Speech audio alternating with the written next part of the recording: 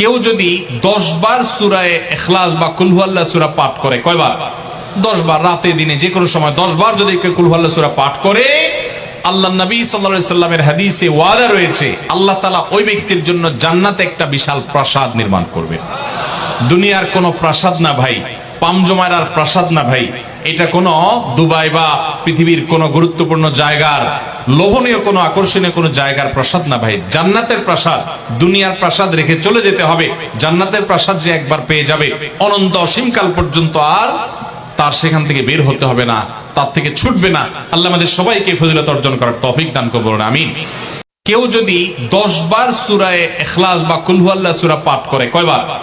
10 বার, রাতে দিনে যে কোনো সময় 10 বার যদি কেউ কুল হুয়াল্লাহ সূরা পাঠ করে, আল্লাহ নবী সাল্লাল্লাহু আলাইহি সাল্লামের হাদিসে ওয়াদা রয়েছে আল্লাহ তাআলা ওই ব্যক্তির জন্য জান্নাতে একটা বিশাল প্রাসাদ নির্মাণ করবে।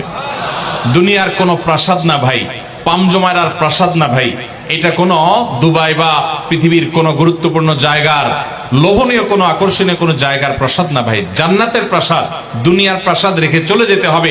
জান্নাতের প্রাসাদ যে একবার পেয়ে যাবে, অনন্ত অসীমকাল পর্যন্ত আর তার সেখান থেকে বের হতে হবে না, তার থেকে ছুটবে না। আল্লাহ আমাদের সবাইকে ফজিলত অর্জন করার তৌফিক দান করুন, আমিন। কেউ যদি 10 বার সূরা ইখলাস বা কুল হুয়াল্লাহ সূরা পাঠ করে, কয়বার?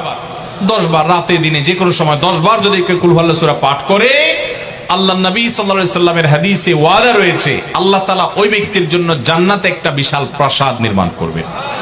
দুনিয়ার কোনো প্রাসাদ না ভাই, পামজমারার প্রাসাদ না ভাই, এটা কোনো দুবাই বা পৃথিবীর কোনো গুরুত্বপূর্ণ জায়গার লোভনীয় কোনো আকর্ষণীয় কোনো জায়গার প্রাসাদ না ভাই। জান্নাতের প্রাসাদ, দুনিয়ার প্রাসাদ রেখে চলে যেতে হবে।